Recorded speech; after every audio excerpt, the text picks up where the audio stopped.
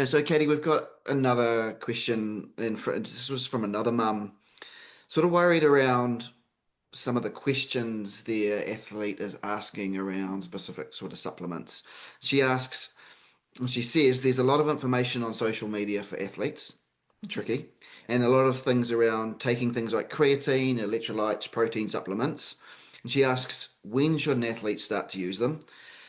Are they necessary for our young teen athletes to be taking these? And I think if we could start maybe with looking at creatine. Mhm. Tell us about creatine. When should these athletes start to use it? Should they even be using it? And what exactly is it? Yeah, it is a hot topic, and I get the whole real food versus, those powders debate. Yep. And so I think it's good that we're talking about this. Um, so in terms of my take on things, I'm very much food first. Yep.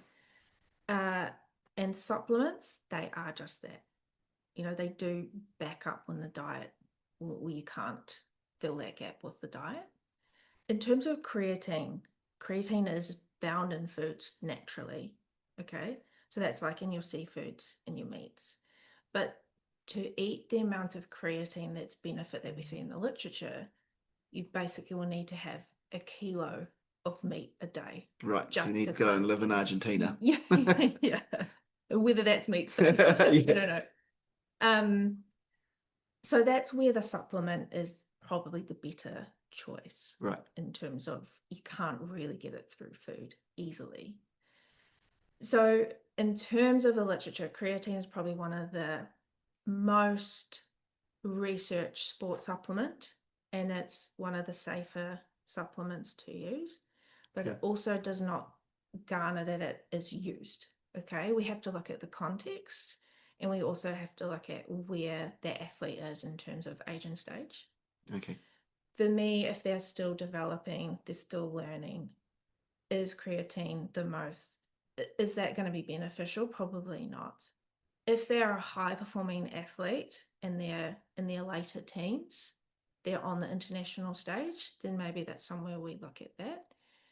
But you'd have to talk to someone who understands sports supplements for that particular person to get the right dose, the right product. Um, so you really need someone who is registered nutritionist or dietitian in that Yeah. area to support that. So there's a couple of things in there I think that you mentioned for me. One is you said if they're still developing, you wouldn't touch it. And by that, do you mean maturing and puberty and having finished puberty essentially? Or I are there other parts to that? I guess more in terms of the sport and how they're developing in the sport. Okay. There's probably, if they're still learning new skills or they're still getting stronger and faster, and I guess through that puberty stage, they're still going to gain a lot just from training Yep. and eating well. Yep. So that's where I mean from that. Okay. And once they're at a stage where it's not so much learning and they have matured, then it could be introduced potentially. Potentially, yeah. And I guess the second part of what I was thinking from what you said is there's a hang of a lot of products out there, Mm-hmm. and it could potentially be a dangerous thing just to go pick one off your shelf if you don't know a lot about it. And so doing your research or talking to someone like yourself, Mm-hmm. someone in the know, is really important. Definitely, because a lot of the products out there, they're mixed with other things. So mostly they're in a pre-workout with a stimulant that sometimes you can't even pronounce the name. So you want to go with Yeah. just creatine Okay. in a product. And then for me, with any sport related supplement, I go third party batch tested because that product we know is a low risk of being tested for any banned substances. And so you're getting a pretty good product without all the nasties that, you know, whether it's a stimulant or something like that. Um, I guess we didn't actually touch on what creatine helps with. So in the literature, it's known to help with increasing strength and muscle mass, but it's also a really creatine helps with performing high intensity exercise or backing up repeated bouts of exercise. So it's where you see it in sports like sprinting or jumping, but also in kind of the intermittent sports like Yep. your touch or your soccer, you're having to sprint fast and then recover for the next play. And am I right in that the research has sort of shown that it allows you to get through greater reps? Yeah. Yep, at that high intensity. Yeah. So what creatine is, basically it saturates the muscle, and we use those creatine to help with the energy production. And then kind of when you're doing a fast sprint, you use these like power energy stores, and creatine helps to replace that and build that back up so you can go again. Okay.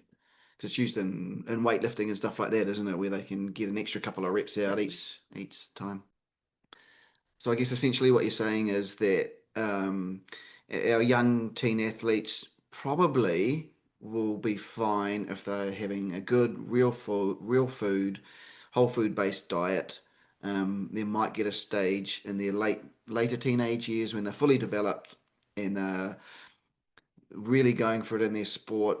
Maybe it's quite a high level sport that creatine could come into play, but they need to go and talk to someone about what they're taking, the right amounts to Mm. take, and ensure that they're doing it properly. Yeah, exactly. So I think for teens, it's just having the balanced diet, having enough of the calories overall um, is the priority. So yeah, creatine can be the fine tuning, but it's not the foundation. Yep, So they need to have that dialed first. perfect, perfect.